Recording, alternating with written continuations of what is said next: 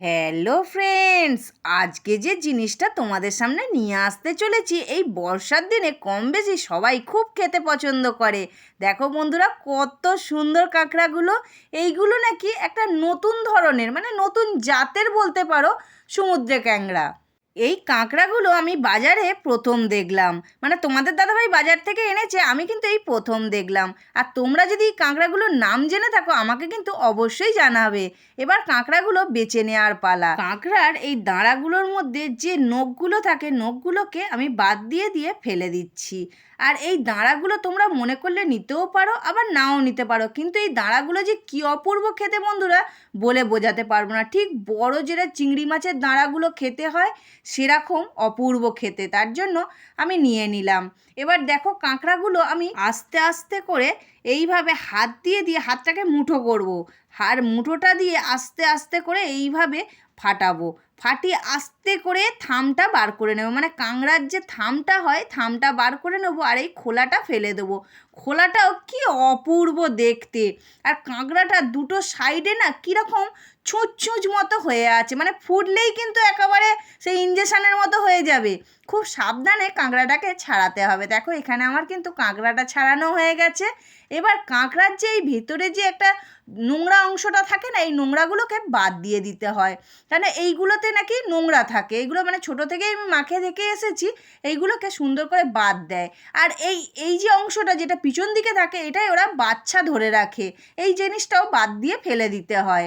এইভাবে আমি প্রত্যেকটা কাঁকড়াগুলোকে ছাড়িয়ে নেব। আর এই কাঁকড়াটা যে কী অপূর্ব খেতে তোমাদের বলে বোঝাতে পারবো না। দেখো, এখানে আমার কিন্তু সব কাঁকড়াগুলোকে ছাড়িয়ে ধুয়ে নিয়ে চলে এসেছি। আর কতটা পরিমাণে কাঁকড়ার খোলা থেকেও ঘি বেরিয়েছে, আর ঘিটাকেও কিন্তু আমি আলাদা করে ধুয়ে নিয়েছি। দেখতে পাচ্ছ কতটা ঘি। এই ঘিটাও কিন্তু আমি রেসিপির মধ্যে দেব, দিলে খেতেও কিন্তু একদম অপূর্ব টেস্ট হবে।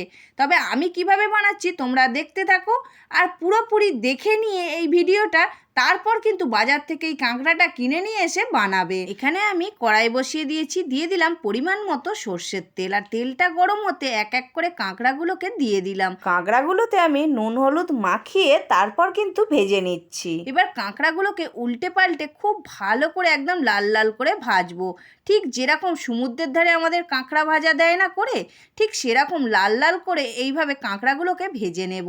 এবার কাঁকড়াগুলোকে সুন্দর করে ভাজা হয়ে গেলে আমি কাঁকড়াগুলোকে তুলে রেখে দিলাম। এবার কাঁকড়া ভাজার যে তেলটা ছিল ওতে অল্প একটুখানি রিফাইন অয়েল দিয়ে দিলাম।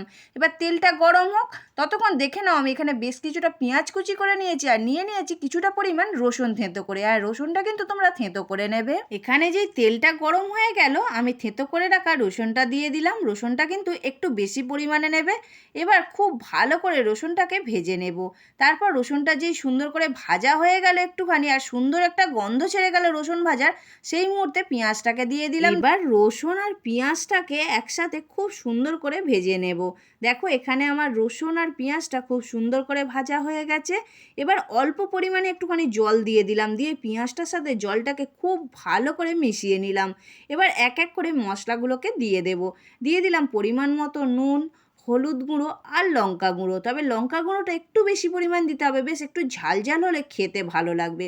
এই বর্ষার দিনে কাঁকড়ার ঝাল যে খেতে কী অপূর্ব লাগে বলে বোঝাতে পারবো না, তাও যদি এরকম একটা সুন্দর কাঁকড়ার ঝাল হয়, তাই কিনা বন্ধুরা। এখানে আমার পেঁয়াজ রসুনটা যেই সুন্দর করে মশলার সাথে কষানো হয়ে গেল, যে কাঁকড়ার ঘিটা আমি বার করে রেখেছিলাম, সেটাকে ধুয়ে নুন হলুদ মাখিয়ে রেখেছিলাম, সেটা দিয়ে দিলাম এই ঝালের মধ্যে।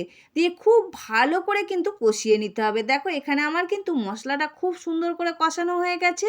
আর যতটা সুন্দর কষানো হবে ততটা কিন্তু খেতে অপূর্ব লাগবে। আর কাঁকড়ার ঘিটাও সুন্দরভাবে কষানোটা হয়ে গেছে মশলার সাথে। এবার আমি অল্প পরিমাণ জল দিয়ে খুব ভালো করে মিশিয়ে নিলাম।